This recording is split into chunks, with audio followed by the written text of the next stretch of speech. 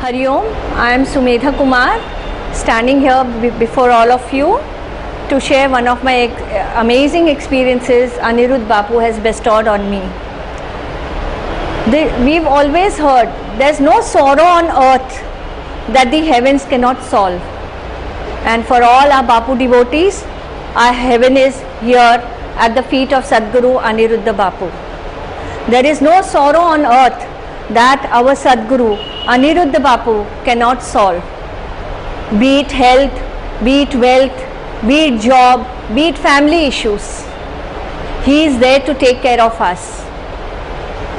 Our life changes completely once we surrender ourselves with total faith and trust. He gives the best to us then. December 1999, we were drawn to Aniruddha Bapu, and our lives changed since then. All the positivity in life started to flow in, and the negativity from our lives started to flow out of our lives, and life became beautiful. With each day, our love for Bapu, by his grace, grew more stronger and stronger, and Bapu and Bapu's activities became the cause of our existence. Somewhere around February 2002, Bapu announced the commencement of disaster management course, which was completed by the candidates who appeared for the disaster management course, and there was a 3 hours written examination that concluded the course. It was a complete 3-hour written examination. And after we completed our written examination, one day Dr. Jayesha, the director of Aniruddha's Disaster Academy, called for a meeting on the 5th floor of Happy Home.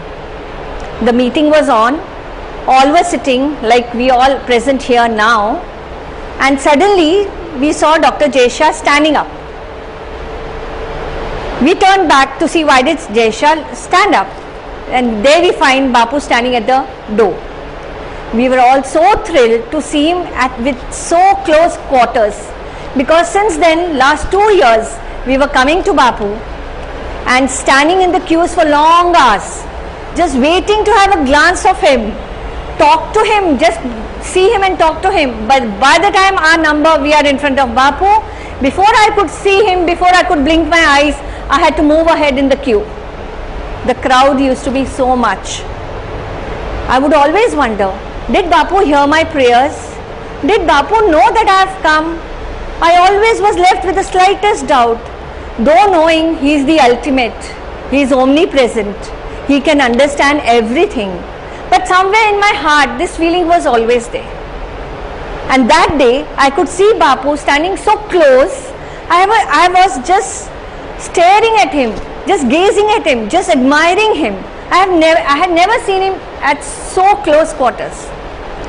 And Bapu addresses to the class and says, "So are you all prepared well? I am going to be a very strict examiner. I am going to correct your papers very strictly. Why? Because if you think you all are prepared, your enemies are double ready than what you think your preparations are." And then suddenly looking at me down, sitting in the first line there, he calls me, "Sumedha, Dushman Gambhirach Gambhir." What Gambhir? I didn't understand a word. My name uttered by this lord of mine, Sumedha, first name, he is addressing me. I froze. I couldn't understand what's happening to me. Kaun sa Dushman? What is meaning? Dushman Gambhirach Gambhir, meaning the enemy is very aggressive and formidable. I did not understand anything. I was in a trance. I didn't want to understand who is the enemy, what is he doing, are we prepared, are we not prepared. I was just happy. I was in a trance. I was in a bliss. Oh, my Bapu knows me. All this while I was having a doubt, does he ever know me? Does he even talk to me? Doesn't even hear me? And here he is calling me my first name, and he is saying, "Sumedha, Dushman Gambhirach Gambhir." On the way back home, when I was coming back to my normal state, it struck me, what was he talking about? Dushman, the enemies, who is going to be very serious, very aggressive. Oh, maybe that is why he's introduced disaster management program, because he knows what's going to come ahead. There's going to be a war, maybe there's going to be riots, the people are going to attack. So probably that is why he is preparing us with the disaster management program. Little did I know the enemy has already attacked me within. June, this was February 2002, 2nd June 2002, I cannot forget this day in my life. We were expecting the seasonal rains. It was very hot and humid, very sultry. So the sleep in the night was not complete. And just wiping my sweat around my left side, I felt a big jelly-like lump onto my left breast. And within no moment, I lost all my sleep. I knew what it was. How? You might wonder. Because we ladies have been reading so many magazines, there are so many awareness programs to have self-examination and be on the alert if you find any such signs and symptoms on your body. Yes, I knew what it was, because it was not like any other lump or a boil that crops up on the body. It was something different, something very different, very soft, very jelly, like a size of a marble. I knew what was in store for me. I was just waiting for the day to begin so that I run to Suchit Dada. As we all know, whenever we are in despair, our roads of despair and helplessness all end at Dada's feet. I went to Dada in the morning. I did not tell anybody anything in my house. I did not share this with anything what's happening to me. I just went straight to Dada. I told him what it was. Dada examined and immediately gave me a chit recommending me to Dr. Badwe in Tata Hospital, and also gave me a number of our volunteer, Sumedhaveera Gowde, and he told me she's available there and she'll help you, but call her after 10 p.m. in the night. She'll be available only then for you at that time. I come back home. Believe me, I didn't feel anything. After entering Dada's chamber, after he examining me, he giving me the letter recommending me to Tata Hospital, but somehow I was not understanding. I was immune to all that was happening to me. This is again his Leela, how he performs. Okay, I come back home, we finish dinner, and after just before retiring to bed, we sit as a family and chat. I told my husband, do you know what happened today? I went to Dada. He said, yes. What happened? Whom did you take today? Because till then, anybody we would find who is having any problem, be it health, wealth, job, family issues, anything, we would just tell them, come with us to Dada and your problems will end. I told him, no, today it was my turn. And I told him the entire episode. He got nervous. He said, immediately call Jyoti Gowde. It was past 10. We called her up. And she told me, it was a Monday. She told me, please come on Wednesday to Tata Hospital. Dr. Badwe's OPD is on at that time, because I do not want you to be examined by any of the junior doctors. I want you to be examined, and Dr. Badwe is Bapu's friend also. So you come on Wednesday morning. Now the next hurdle and the problem we had was, my husband was traveling on the same day on Wednesday morning, and he had a very big seminar to attend. For months he has been preparing, and it was a very, very crucial seminar for his career. Now he was nervous as to what to do. He postponed his flight from morning to the evening flight. He said, no, we'll go first thing in the morning to the Tata Hospital. We reached Tata Hospital on Wednesday to see the sad sight plight in the hospital. All types of cancer patients. This Kal, this Prarabdh does not spare any age, creed, caste or gender. It was like I was in hell. The plight of patients there all around me, be it a small infant to the elderly, most elderly patient, it was so depressing. Meanwhile, Dr. Badwe calls us inside. He takes a fine needle aspiration test where the fluid is removed and send for biopsy, and he tells me it's going to take 15 days for the results to come, so you need not worry about it at all. And believe me, till then, like I told you earlier, I was immune to what was happening to me. It was like Dada had already injected me with an anesthesia. I was not knowing what was happening to me. My husband had to take a flight and fly that evening. It was a Wednesday evening. He flew back to his job, his seminar that he had to conduct, and next day was a Thursday, the Pravachan day. And for the second Pravachan, after it got over in the night at around 11:30, as we were moving out, snailing ourselves out of the grounds, I saw Suchit Dada walking towards me and coming. As a mark of respect, I walked towards him, and he said, Sumedha, just wait here for 10 minutes, I need to talk to you. Till then, believe me, I did not know what was in store for me. Neither I had the slightest, wildest thought of it. I had totally forgotten the entire episode, last 3-4 days, what I had undergone. Believe me, it was nothing. It had to begin. And Dada comes after 10 minutes and tells me, please pay attention. Yesterday, previous day, Wednesday, Dr. Badwe telling me that it's going to take 14 days for your results to come. And here, Dada at the ground telling me, your reports were on my table today afternoon and they are not good. It's grade 3 cancer. Breast cancer, grade 3. But you need not worry, I am there with you. Like a father, like a brother, like a friend, he supported me, and his words, I am there with you. Believe me, nothing happened to me even then. And surprisingly, my reply to him was, Dada, why should I worry?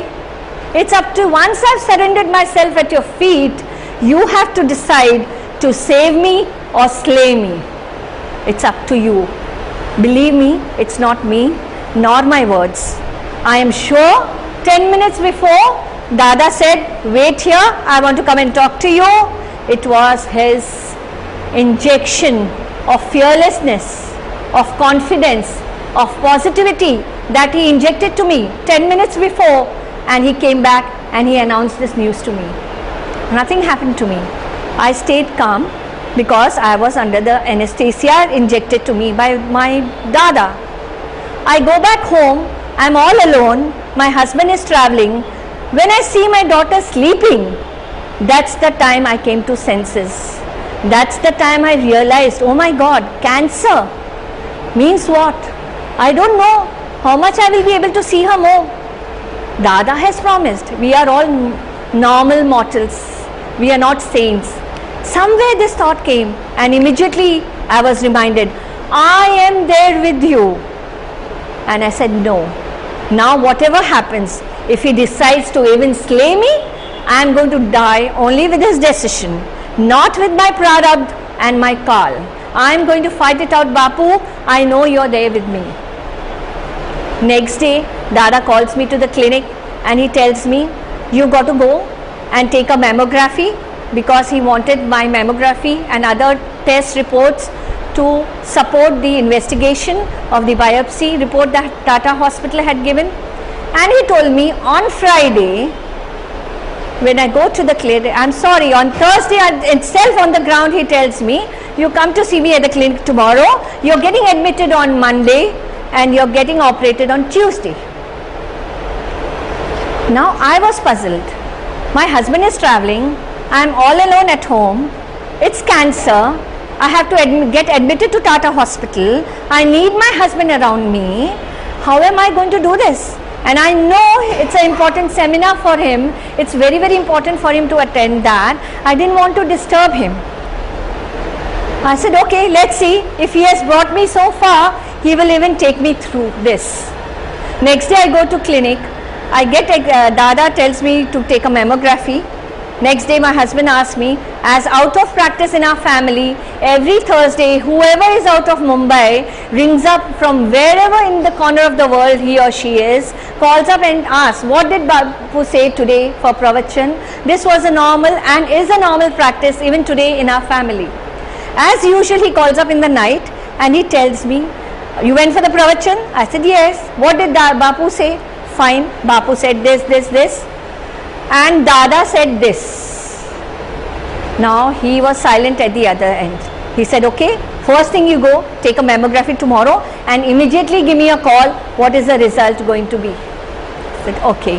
I didn't tell him a word that Dada has told it is cancer, because I did not want to disturb him. I go next day, take a mammography, and the mammography was so difficult to take that the doctor took 3 times, and finally she gave a report saying highly susceptible of cancer. She could find glands even in my armpit that had spread. The breast lump had also spread to my armpits. There were 3 glands that were infected. And this was a report. As soon as I get out of the mammography clinic, my husband calls me. What is it? I didn't want to tell him even then. I read somewhere in between the lines, there are some fibroid glands, benign. If they are benign, he asked me, then why is Dada insisting to get operated on Monday, get admitted on Monday and get operated on Tuesday? What is the hurry? You tell Dada, let my husband come back, it's benign, we'll get it operated, but let us wait, let him come back. How much more could I hide from him? And he understood I was hiding. He had learnt it long back. He says, I know what the truth is. The fact that Dada said, the minute you told me I have to be admitted on Monday, I was sure what it is, otherwise Dada would not hurry like this. Now I wanted to hear from you, you better read the correct report. Then I tell him, yes, it is cancer. He takes the next flight and flies back, and Monday we go to Tata Hospital.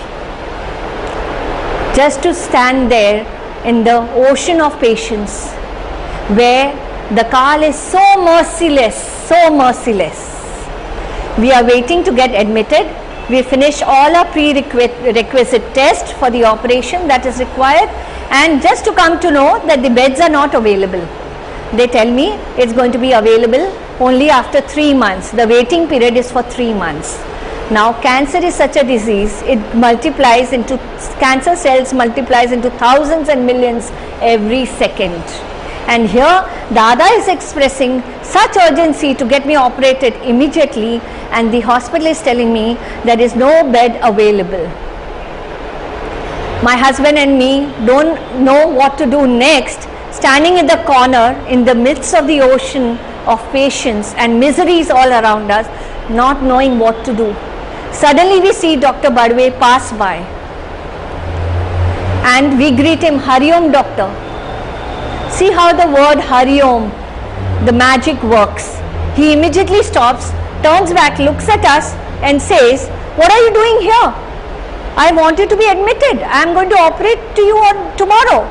I said, the doctor, there is no bed available. How is it possible? You go and talk to my secretary, tell her I want you to operate tomorrow on you, and she need to make arrangements for you. This is the magic of Hari Om, which Bapu has given us. We do not even realize how it works and washes us in. We go to the secretary, we talk to her, she makes a couple of phone calls, and in 10 minutes she tells us, your bed is ready, please move to the ward. I get admitted, next day I am operated. The misery, like I told you, the state of affairs in the hospital is so bad, and the breast cancer is, I think, the safest where no organs are involved. At least luckily by Bapu's grace for me, no other organs involved, but it had spread to 3 glands under my armpit. My glands were removed. Actually, this hand is only for show. I am not supposed to have blood test on this, blood pressure tested on this. Actually, I am not even supposed to wear bangles and rings, but here I am wearing them. It's all because of His grace.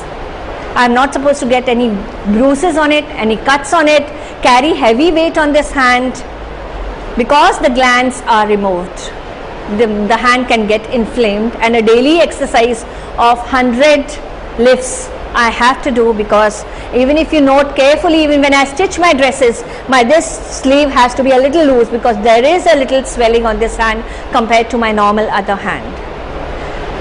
This hand being operated, my ribs being punctured with a needle and a tube draining connected to a tumbler. You know, we've heard stories from rags to riches. We've heard, oh, so and so from rags to riches, he's prospered so much. But here I found myself from riches to rags. Why? Because I couldn't even dress up properly. My dress gown was something like the beggars on the roadway. I had to wear that. I had a begging tumbler left in my hand. Why? Only because of my sins and my prarabdha. And the needle punctured was so painful. I couldn't even move right or left. I had to be very stiff. Because of it, my entire spine, my back had gone stiff and added more pain to my suffering. 3-4 days passed. I had to just sit like this. My back was unbearable. The pain was unbearable. I couldn't even cry. It was so bad. Calling to Bapu, Om Mana Samarthadata Shri Aniruddhaya Nama, the Tarak mantra, I could not chant. The pain was so severe, my tongue couldn't move. My energy was down. I wanted to chant his name. I wanted to call him. I could not call him. So I beg you, my friends, this is a time when your mind and body is healthy. Please chant as much as you can, because we never know when we'll have to benefit the fruit of these chants in our lives. I couldn't chant his name. For me, in my mind, I'm calling him Bapu Mai Dada, Mere Bapu Mai Dada. This became my mantra. I couldn't do anything. My tears rolling down, could not bear. My husband suggested I turn to my right side, the non-operated side, so that it will ease me of the pain. I snapped back at him. I was in pain. I didn't want anybody's advice. I told him, you think if I could do it, I would have not done it? He was upset. He was helpless. He could not do anything. He called up Dr. Badwe. He said, please increase the painkillers, add in the sleeping pills. That is the only way we can handle her till the needle is removed. And the needle was to be removed only after 15 days. This was only the 3rd day. I had a long way to go. My husband immediately gave me the extra painkillers, the sleeping pill, and in a short while the medicines worked its charm on me and I was lulled to sleep. Only to realize somewhere in the middle of my sleep, in my sedated state, that I am being pulled down to my right side, and out of fear that is going to give me a lot of pain, I screaming in protest, no, no, no, before I could realize I am already turned to my right. I was sure my husband, he's played tricks with me, taken advantage of the sedated state, because he wanted me to be relieved of the pain. He wanted me to turn right so that my back is relieved of the pain. Now after being turned to my right, I said, okay, fine, I'm fine. Let me be so. Let me not move. It's okay. No pain.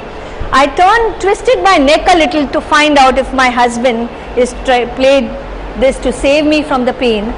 To my surprise, I find he's turned towards the wall and he's sleeping. He would sleep on the floor, because even if he's sleeping next to me on the bed, he turns with the slightest jerk, the needle pricks me even harder. So he would sleep on the floor. I said, okay, fine. Now I'm sleeping onto the right. It's okay. It's going to give me relief. Let it be so. The medicines were working on me. I went back to sleep again, only to get up again with more pain and shivers on my body. It so happened that when I was turned to my right, It did not even occur to me, how did I turn when my husband is sleeping down? He is fast asleep. How did I take a turn onto the right side? Though I had felt somebody holding my hand and pulling me to the right. But I was in a sedated state. This much awareness, alertness in my mind was not there. And when I was woken up again, feeling shivering, feeling cold, I realized when I was turned onto my right, the blanket covering me moved me and my legs were bare. It had started raining by then, the windows were open, the fan was on, and I was woken up with a cold, freezing drizzle on my feet. Now I was helpless once again. What do? I can't move. If I move an inch, I am going to be in severe pain. I didn't want to call my husband because the entire day he would serve me so much. He's sleeping tight, sound sleep. I didn't want to disturb him and call him. I said, it's okay. Whom will I call in this moment of despair other than this darling father, this loving father, Bapu, Bapu. I have everything in my house, all the comfort in life, all the medical attention given to me. But in this moment, I was absolutely helpless. I was having nothing on me, no help on me. I couldn't cry to anybody other than Bapu, Bapu, Bapu. Chanting his name, I did not know when I fell asleep again. Again to be woken up by a touch of the blanket on my body. I felt the sensation that somebody has covered my body. I was sure again my husband has not slept well. He's got up again to check and he's found me, my body bare to the open cold breeze. He's covered me. Again to thank him, when I turned back my neck just to see, this time I found him snoring loudly and fast asleep. That's the time all my sedation was out. I was aware, I was clear. Who is it? My house is locked. My windows are grilled.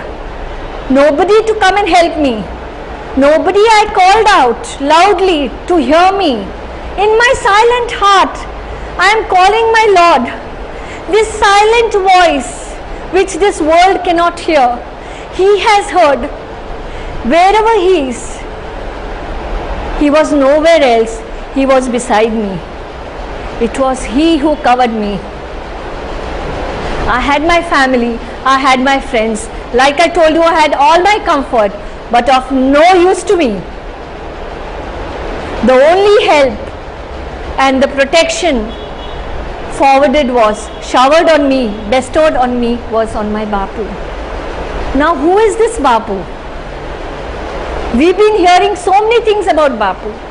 Now after hearing this experience, who is this Bapu who can break through the walls and come, who can cut through the grills and reach to his devotee? How is it possible? This itself speaks who is he. At that moment, I was reminded at the happier meeting when he told me, Sumedha, Dushman Gambhirach Gambhir. But we are never prepared to catch signals in a life. We never want to catch the signals in life. But after such an revealing experience, such an amazing, it turned our life for the best. Today He has given me this new life. I only pray and ask for His blessings that each and every breath of mine is used to chant only His name, and each and every energy of mine is to serve only His feet. I am here to sharing this all with you, what I have experienced. I have experienced death. There were times when I would know maybe tomorrow sunshine I will not see. We've heard about this movie that came, Ye Zindagi Fir Na Milegi Dobara. We've all enjoyed the movie. We've all loved this movie. Yes, because it's all about positivity. Yes, very true. Ye Zindagi Fir Na Milegi Dobara. But here Bapu has proved, Zindagi fir mil sakti hai dobara. I got a second chance. Many of our Bapu devotees, many of us have got a second chance to live again, just to even love him even more and to serve him even more. He has promised us, I will never forsake you.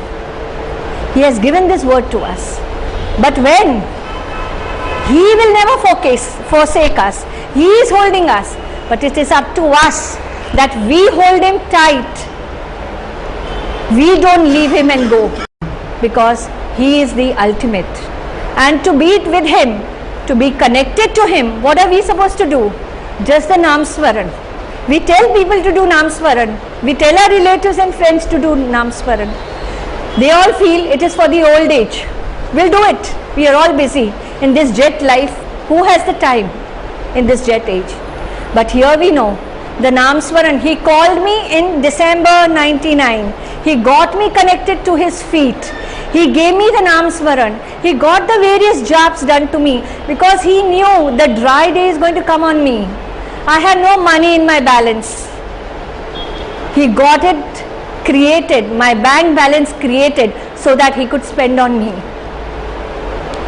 This is our Aniruddha Bapu. This is my experience which he put on me, saved me, gave an experience to my family, reinforced our faith and trust at his feet. I will share one more experience. We were in Hong Kong and my daughter was in her year 13, after which she was to join the university in the UK. In India it's 10+2, but abroad, being the British curriculum, it was 11+2.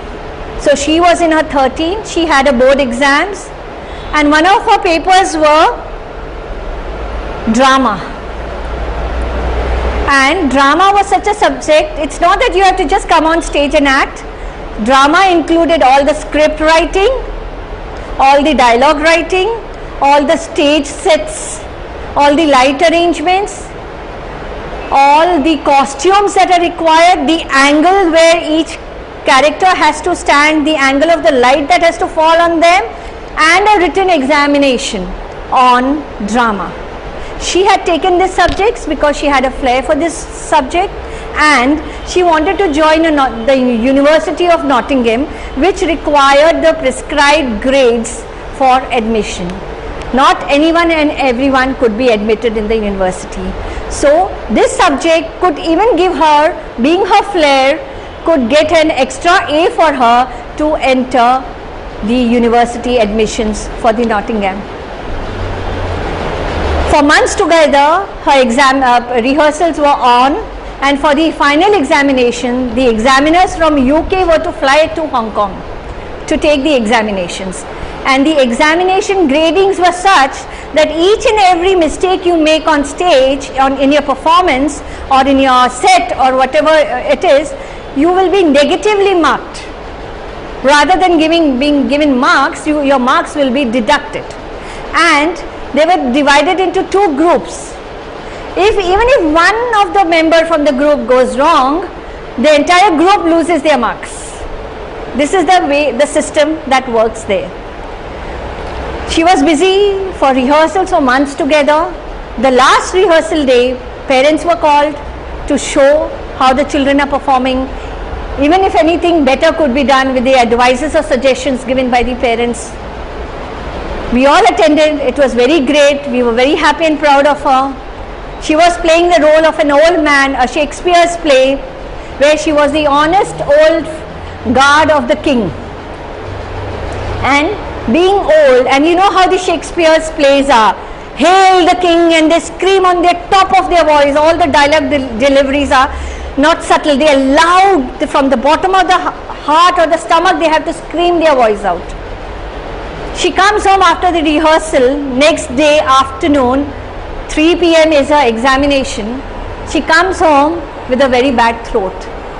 Why? Because last 1 month she has been shouting, and being the last rehearsal, the teacher said, put in your best, put in your last best energy, and she did it, and she came back home with a bad throat. Hardly, barely we could hear her voice. I gave her warm water to gargle, salt water to gargle. Said, don't worry, pray to Bapu, things will be fine. Next day morning, she comes out of her bedroom, talking to me in actions. She cannot speak. Her voice cannot be heard. She cannot speak. It's not coming out.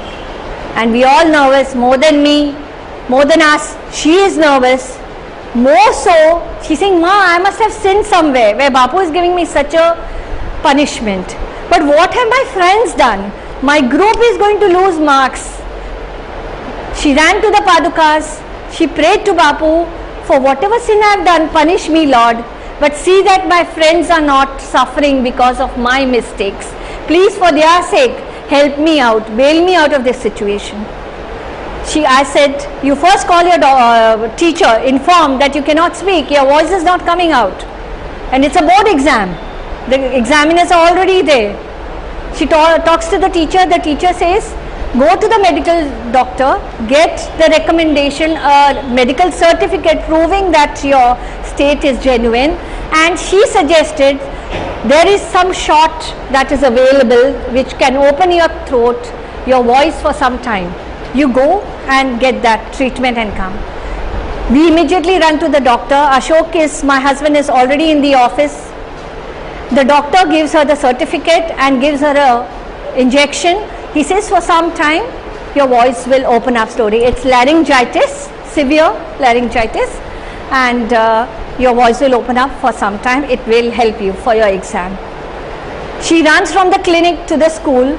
I tell her, keep me informed because as a mother I am worried.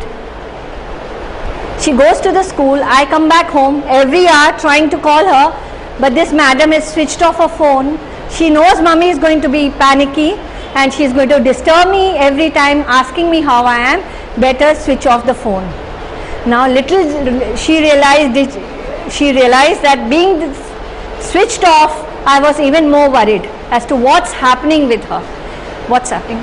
Time passed by. I didn't know what to do. Call for Bapu.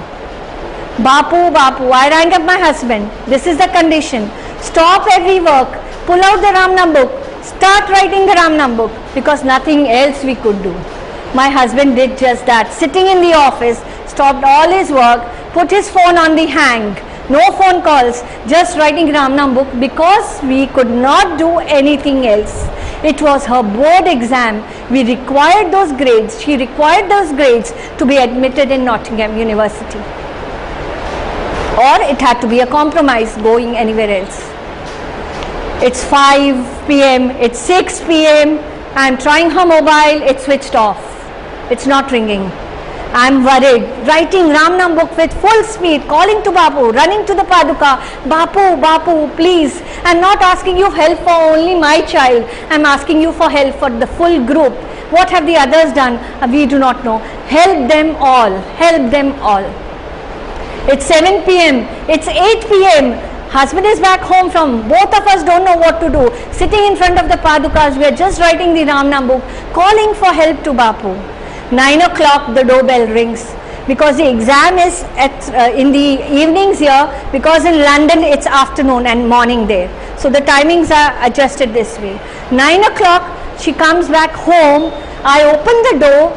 She is crying bitterly, and she runs to the Padukas, putting her head on the Padukas, holding the Padukas. This girl is crying bitterly, not talking anything. Both of us running behind her. What happened? I thought, all over, finish, everything is over. Now we've got to just face what we are in. I shake her. I ask her what happened. She cannot talk. She's doing thumbs up, Ma. I start crying. What happened? Now you see what this father of ours can do. She switched off her phone. She was in school around 3 p.m. The teacher called, come on, let's have one final rehearsal before the show. Put in your best. Again, this girl of mine, without realizing my throat is open only for a short while, she screamed her throat out. Teacher clapped a lot. But by the time her turn came for the show in front of the examiners, her throat was flat again, because she blew her throat out for the last final rehearsal day. Now she performed, they were called on the stage, they did their performance. After the performance is over, there's a big applaud, and the examiner is holding the medical certificate and asking, who is this candidate? Let me see, because he could not find out who is the person who is not having a throat voice, having a throat problem. Her teacher came running to her, hugging her tight and lifting her up in the air. Great performance. She starts crying more, thinking they are only consoling her. You know what this father of art is? अब पूरे विपरीत situation को, पूरी opposite situation को तुम्हारे लिए एकदम act बना कैसे सकते हैं this lord of ours? How can he turn the most opposite and a critical situation to you, absolutely suiting to you aptly. Since hers was an old man's role, since her throat was totally flat, she was screaming on top of her voice. She thought, now this is the last. इससे ज़्यादा, how much more can my throat go bad? Let me give it and see what happens. Bapu, I'm going to do it. You're going to get it done from me. And this girl of mine, she blows out her throat without realizing what voice is coming out, but whatever voice that came out was just suiting the old husky man of 80-90-year-old. This can be done only by Bapu. And the examiners called her. They said, we couldn't believe, your throat is bad. We thought you are imitating. You're imitating, and we were appreciating that you're imitating an old man's voice. Being a 16-17-year-old girl, you've done well, and she got A+ for that performance. We were expecting an A, he gave her an A+. This is Bapu. This is what Bapu can do for us. We are in Hong Kong, he is in Mumbai. No. He is always with us. He is omnipresent. 24/7. He is serving us. He is serving us. We feel we come here, we serve him. No. Out of each one of our experiences, we will all agree it is his grace. And we pray, Bapu, please keep us at your feet like this always. Hari Om.